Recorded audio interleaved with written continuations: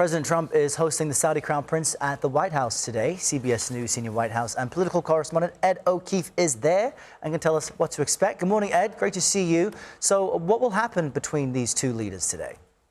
Errol, the Crown Prince is arriving around 11 a.m. for a series of meetings that include lunch with the president, a black tie dinner tonight, model on a state dinner, but can't be called that because the Crown Prince, of course, isn't the head of state in Saudi Arabia. That would be his father, but we're expecting about 120 guests for a black tie affair, likely to include big names from business, politics, and sports. We'll learn more about those names later today.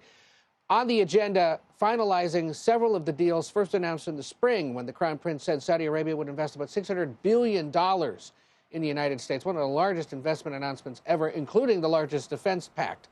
We're expected to learn that the U.S. will sell F-35 military fighter jets to Saudi Arabia.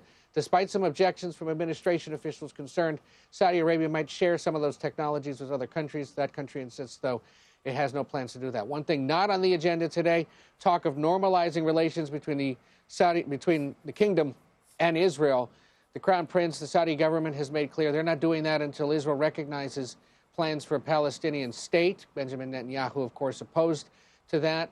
On Monday, though, the path to statehood, in essence, got a big jolt as the Security Council at the United Nations approved President Trump's 20-point peace plan for Gaza that includes establishing a board of peace and an international stabilization force that will oversee Gaza's security, its borders, and the push for demilitarization of Hamas. The Crown Prince is on board with that. But again, normalization isn't coming until at some point later. One thing to watch for today, access to this visit is limited by the White House on behalf of the Crown Prince. This is his first visit to the United States since the 2018 murder of Washington Post journalist Jamal Khashoggi, which U.S. intelligence assessed the Crown Prince knew about, even though he's denied it. We'll see to what extent reporters can get close to him today, Errol. I know that you and the team will try at the very least. Ed O'Keefe with the latest. Thank you, Ed.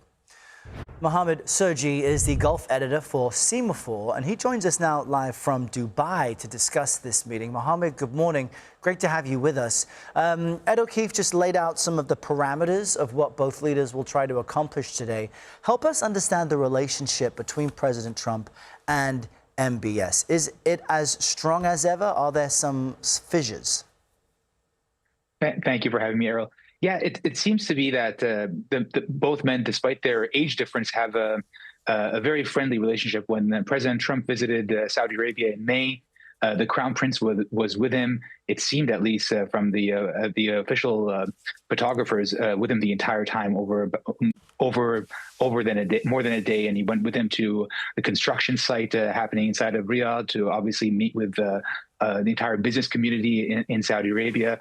And they've had that relationship through the first administration and in between during the Biden administration when President Trump was living in Florida. They were apparently still in contact, and the Saudi Sovereign Wealth Fund has even invested in President Trump's son-in-law's firm, Affinity Partners. So there's a personal relationship, a business relationship, and obviously there's a long-term, almost 9-decade now institutional relationships between the United States and Saudi Arabia. So it's very deep ties. Yeah, and we saw that personal relationship stemming back to the first Trump administration. MBS is expected to be welcomed with a bit of fanfare, despite being controversial here in the U.S. as it relates to the murder of journalist Jamal Khashoggi. Do you think there is some risk in touting business deals while ignoring some of the human rights complaints that Saudi Arabia receives?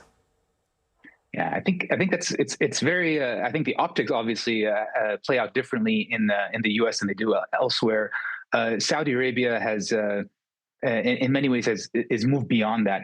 They've rehabilitated their reputation globally. The Crown Prince meets with heads of state throughout the world. People come and visit there. U.S. businesses go and operate there. If you've noticed, last month, I think all of the top Wall Street CEOs were in Riyadh, and they were kind of conducting everything, business and their operations in a very normal manner. Obviously, I think he would not. The Crown Prince himself would not want to answer these questions at this point, but he has in the past denied it. They have the Saudi government has prosecuted who they said have committed the agents who have committed this murder, and now it's 6-7 years old at this point. So the feeling, at least in Riyadh, is that this is something that they've surpassed, and now they're moving forward. Fascinating to see that and to see these new business agreements being announced. Mohammed Sergie with Semafor, thank you very much for joining us today.